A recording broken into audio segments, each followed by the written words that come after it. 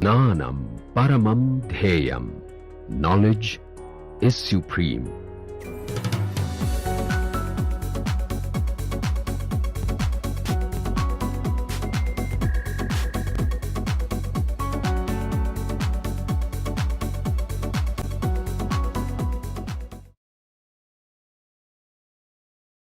IR and Raman activity part 2. Okay. So far we have established that the condition for IR activity is that the normal mode of vibration must belong to the same symmetry species as either X or Y or Z. Okay. We can go back to D3H and discuss it. Before that, since we already have this C2V open in front of us, do we remember what are the normal modes of vibration of water? What are the symmetries of normal mode of vibration of water? Symmetric stretch, where does it belong? A1.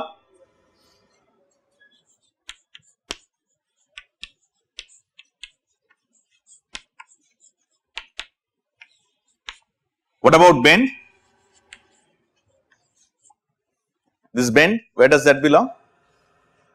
Yeah? E, where is E? You are talking about water.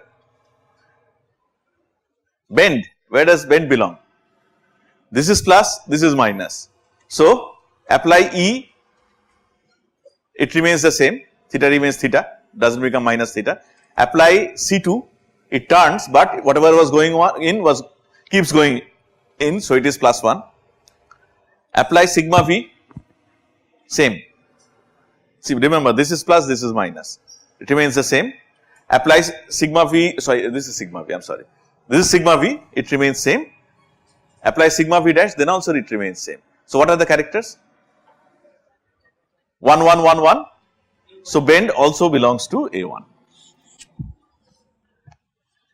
And what about the asymmetric stretch? Character of E is 1, but if we apply C2, it becomes minus 1. Apply sigma V, it remains the same. Apply sigma V dash, what is it, plus 1 or minus 1? Minus 1. So, 1 minus 1, 1 minus 1. What is it? B1. So, asymmetric stretch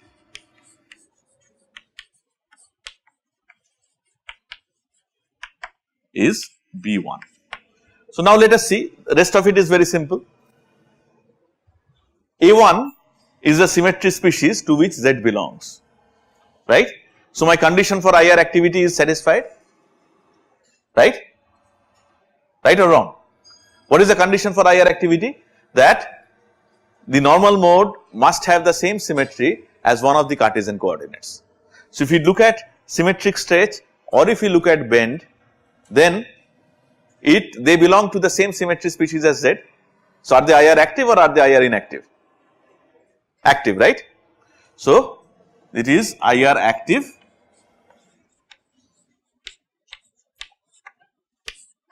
and we say it is Z polarized. What is the meaning of Z polarization? Of course, I think you are not strangers. This term polarization is not new to you as far as light is concerned. You know what polarized light means, right. So, what we are saying here is that if unpolarized light is incident on your sample, then only the Z component of the light should be absorbed. X component, Y component should not be absorbed as far as the symmetric stretch and bend are concerned. That is the meaning of Z polarized. It only absorbs the Z component of the light, alright. What about asymmetric stretch B1, is it IR active? Yes or no? And what is the polarization? Polarization X, right. So, it is IR active and X polarized.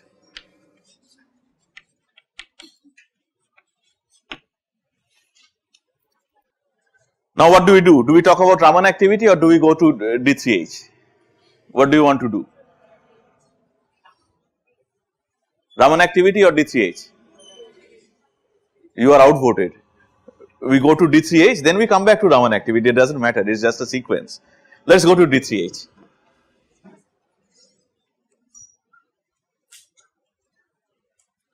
Well, the problem is I have been foolish enough to erase what I had written about D3H, so I have to write again. So if I go to BF3,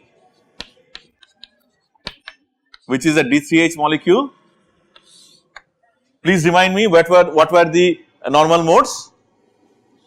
We had A1 dash, that was symmetric stretch, we can say, right? Is it IR active? Should it be IR active? No, right? Because X, Y, Z do not belong to the totally symmetric representation here. So, here for the first time we encounter something that is IR inactive. What was the condition for IR activity in a diatomic molecule?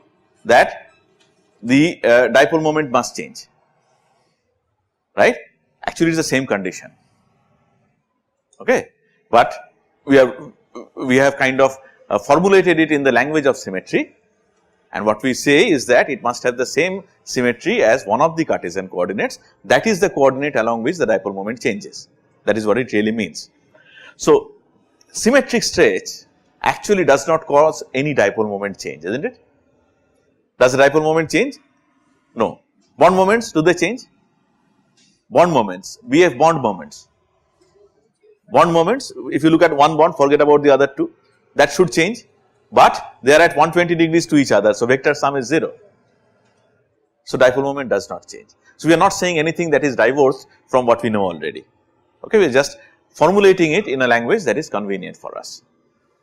So, A1 dash symmetric stretch is IR inactive. What was the other one we got? A2 double dash, right, doming motion. A2 double dash is doming. Is it IR active? And what is the polarization? A2 double dash, IR active, Z polarized. IR active, Z polarized. Oops.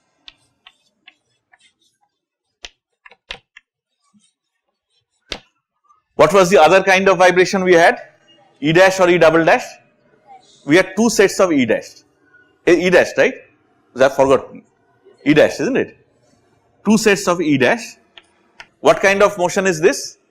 In plane bend plus stretch.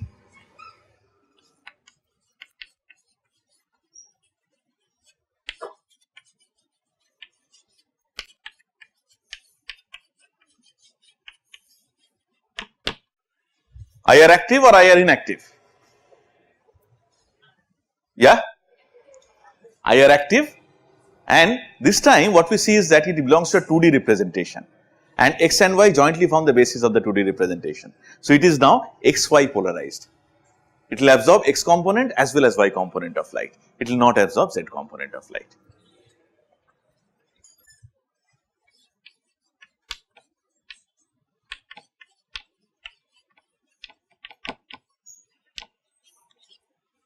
So, let us discuss Raman activity.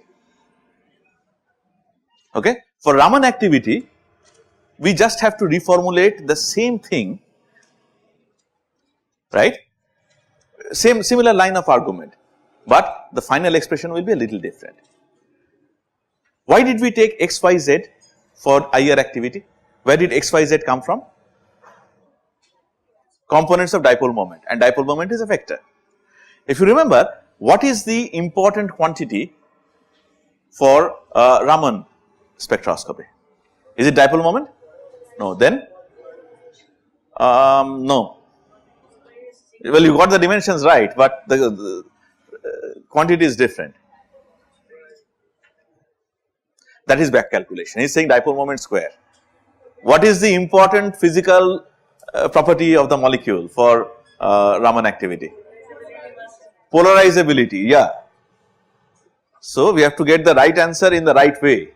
Even if I took square of dipole moment, I would have reached there, but right answer, but it's a path function. You have to take the right path.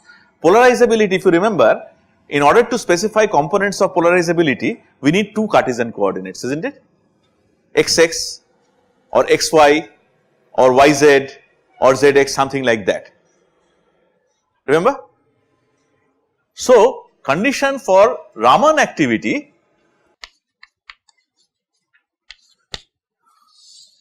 dipole moment in transition moment integral will be something like psi 2 xy or whatever it is. I can write alpha delta, where alpha and delta are x, y or z. Psi 1, you already know what is psi 1, what is psi 2. Psi 1 is v equal to 0 wave function, so totally symmetric. Psi 2 is v equal to 1 wave function, same symmetry as the normal mode. So, what does it boil down to? What is the condition for Raman activity?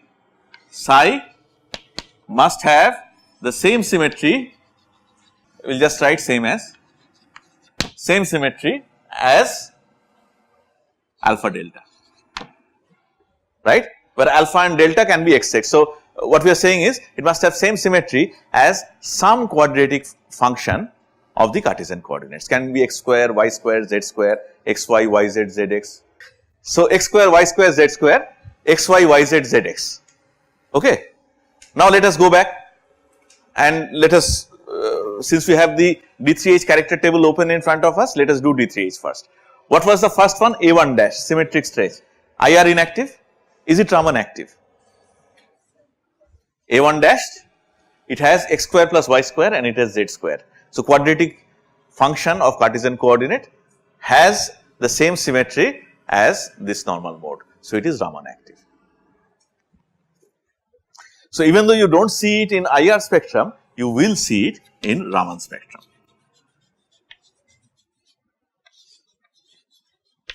And generally, when we talk about this, we do not bother about saying which component it is utilizing, because in any case it is a little more complex.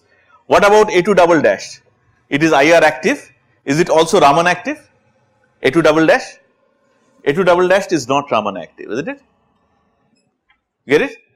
A2 double dash, it is IR active but not Raman active, because there is no quadratic function of the Cartesian coordinates that has the same symmetry as that normal mode.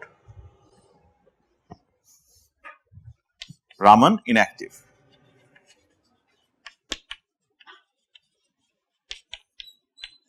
And what about the E dash vibrations? E dash vibrations means in plane, bend and stretch. E dash is here, you have x square minus y square and xy. So, same symmetry as some quadratic function of Cartesian coordinates. So, that is also Raman active.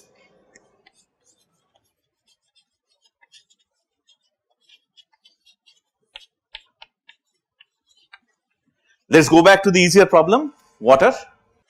E dash, okay, I pointed at the wrong symmetry species. E dash is x square minus y square and xy. Which one is E double dash? What is your question? Yeah. So, it does not matter, there is no normal mode with E double dash symmetry, right. Only normal modes that are there can give you IR activity or Raman activity. Like normal modes that are not there, how will we see them? Okay. We have already established what are the symmetries of normal mode. Okay. So, what you see is, knowing the symmetry of normal modes, now you see the reason why we were studying symmetry in a spectroscopy course. Because for a polyatomic molecule, if you know the symmetry of the normal mode, you can right away, looking at the character table, you can say what is the whether it is IR active, Raman active or not. Okay. Shall we take C2V? A1 is IR active, is it Raman active? Is A1 Raman active? Are we all convinced? Convinced? Raman active? IR plus Raman active. What is the next vibration? Well, there are two A1 vibrations, right? And the B1 vibration is IR active. Is it also Raman active? Yes. So, in water you see all the three normal modes are IR active as well as Raman active. In BF3 or carbonate D3H 4 atomic molecule, you see that there is one mode that is IR active as well as Raman active. You have something that is IR active and Raman inactive, and you have third one which is it IR active? Yeah, IR active as well as Raman active. Moreover, the polarizations are different. So, this is why IR and Raman spectroscopy are so useful for chemists. Well, chemistry students here have this CH521 course next semester, where what you will do is you will study interpretative spectroscopy, right. So, where you will see that looking at the spectrum you should be able to identify the compound. This is the basis, okay. So, what you see is by looking at IR and Raman spectra, you can kind of have an idea of which molecule it is, okay. If you build a little further upon that, you reach for the concept of group frequencies. But let me tell you that when you talk about group frequencies, that is only an approximate picture. When you say 1750 is the carbonyl stretch, it is not, it may not always be only carbonyl stretch. Other motion might have some contribution to it. It depends on what kind of normal mode is it, alright, fine. That being said, let me make one more point, something that many of you, those of you who have studied BSc know already. We will just prove it. What have you seen in water? All normal modes are IR as well as Raman active. What have you seen in BF3? Some are only IR active, not Raman active. Some are both. Some are only Raman active, not IR active. Okay. And that is the general situation. It depends on which molecule, whatever. Think of something which has a center of symmetry. Center of symmetry, what will I take? CO2 is, we will come back to CO2 afterwards, because CO2 is an infinite point group also. Let me demonstrate what I am trying to say using a simpler situation. We will come to CO2 after that. D6H, does it have a center of inversion? It does, right? Right. Now think of course, we have not worked out the symmetries of normal modes yet. But one thing you should see here is that since there is a center of inversion, look at where x, y, z belong. Z belongs to A2U, x and y belong to E1U. It is not very difficult to understand that whenever there is a center of inversion, x, y, z will always belong, will always have Ungerede symmetry, right. Forget about everything else, think of the center. X, y, z will always have Ungerede symmetry, right. -1, character will be -1 for the C2, for the inversion operation. But what about xy? What about yz? What about z square? What about x square minus y square? Will they not always have Gerede symmetry? Character of Ungerede is -1 with respect to inversion, right. So, you take another Ungerede and multiply, -1 into -1 becomes +1. So, all quadratic functions of Cartesian coordinates will necessarily have Gerede symmetry, and that is manifested here. Look at this, x square plus y square z square, it is A1g, xz yz E1g, x square minus y square and xy jointly form the basis of E2g. Is the point made? So, Cartesian coordinates will always have Ungerede symmetry if there is point of inversion. Their quadratic functions will always have Gerede symmetry, right. And where are we leading? We are leading to that east is east and west is west and never the twain shall meet. Something that is Ungerede cannot be Gerede. In fact, when I say it like that, it sounds idiotic, does not it? Of course, something that is Ungerede will never be Gerede. That is why it is called Ungerede, not Gerede. And something that is Gerede will not have Ungerede symmetry. Okay? It is so obvious that it sounds stupid, right? But that is a fact. So, what I am trying to say, a normal mode that belongs to the same symmetry species as either x or y or z must necessarily be Ungerede if there is a point of inversion, right. So, it will be IR active and Raman inactive.